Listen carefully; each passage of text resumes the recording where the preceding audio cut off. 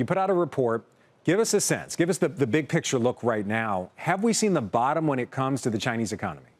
You know, Frank, one of the things that we've been saying for months now is that the Chinese economy is performing much better than markets think. And the Q3 GDP number was, quite frankly, no surprise to us. We saw in our data that there had been sequential improvement in the second quarter over the first quarter, and similarly in the third quarter over the second quarter. So outside of the crisis in property, which is very serious, you are seeing other parts of the economy performing much better than the consensus would have you believe. All right, so better than we believe, but in general, I think everybody can agree that Chinese consumers have been slow to spend.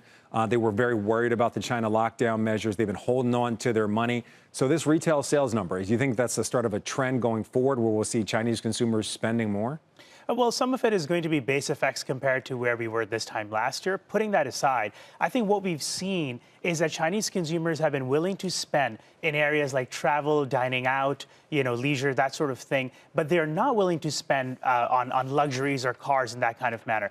Keep in mind, China has never reliably seen its economy recover because of consumption. And I don't think this time will be any different. Very different than the U.S., though. We're very dependent on the consumer here. So I want to talk about the investor angle when it comes to China. Morgan Stanley out with a new note this morning advising investors actually against buying the dip in Chinese equities. They cite the efforts to stabilize the property sector, something you mentioned, struggling, and also efforts to avoid deflation have been ineffective.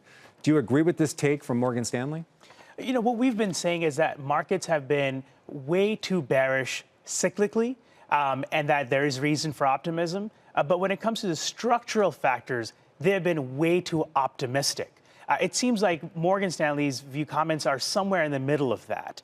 The reality is that we're not looking at a Chinese economy that's going to see growth rates above 5% next year or the year after. It's all sub 5% growth as far as our outlook is concerned, which means that the entire portfolio needs to be shaken up, and investors need to price that in. You know, speaking of keeping things in perspective, every time you come here, you kind of give us the sense of the oil perspective related to China. We hear a lot of people talking that, it's slow demand in China when it comes to oil. What's the real picture right now? Right now, I'm looking at WTI back above $90 a barrel, Brent crude at about 93.5 a barrel, both of them up about 1.5%. That's on the tensions in the Middle East right now, boosting oil prices. What about China? How does China play in this picture from now to the year end?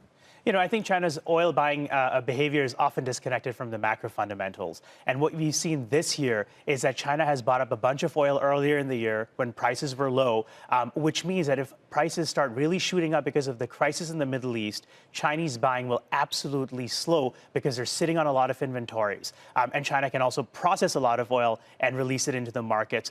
So a lot of the oil price action will be affected on both ends that way by China's behavior. So even as the economy potentially ramps up in China, their demand for oil, that's not going to increase because you're saying the stockpiles are pretty strong. That's correct. China's sitting on a lot of oil right now.